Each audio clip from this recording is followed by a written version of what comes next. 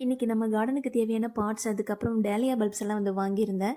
இந்த பூச்செடிய வாங்கி வைக்கணும்னு ரொம்ப நாளா ஆசை. ஆனா, நம்ம பக்கத்துல இருக்கிற நர்சரியில இந்த பூச்செடிலாம் வந்து கிடைக்கல. பார்த்துட்டு இருக்கும்போது ஒரு ஆன்லைன் நர்சரியிலேருந்து இந்த பல்ப்ஸ் எல்லாம் வந்து கலெக்ட் பண்ணி வாங்கியிருந்தேன்.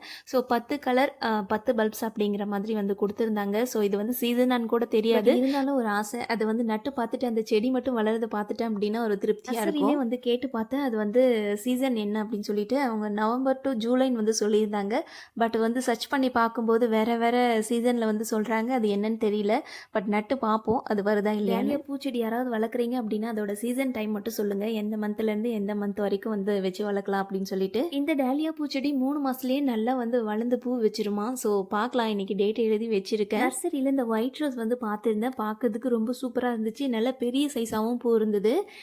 செடி வந்து பார்த்தீங்கன்னா நல்லா ஹெல்தியா இருந்துச்சு. சரி இது பார்த்தோன்னே வாங்கணும்னு தோணுச்சு. அது ஒண்ணு வாங்கிட்டு வந்திருந்தேன். நம்ம நர்சரியிலேருந்து செடி வாங்கிட்டு வந்த உடனே அந்த கவர் கிழிச்சிட்டு நம்ம மண்ணை வந்து உதிர்த்து விடுவோம். ஸோ அந்த மாதிரி வந்து உதிர்த்து விடக்கூடாது.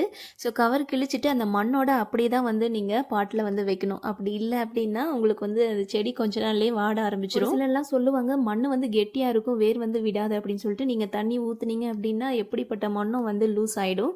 ஸோ அதனால் வந்து நீங்கள் உடச்சி விட வேண்டாம், அப்படியே வந்து நட்டுருங்க. செடியும் காம்போ ஆஃபரில் ஒரு 10 கலர் வந்து வாங்கியிருந்தேன். ஸோ இதை நட்டு பார்த்து அது வந்து பூ வச்சாதான் தெரியும் அது என்னென்ன கலர் வருதுன்னு சொல்லிட்டு வெயிட் பண்ணி பார்ப்போம். நன்றி.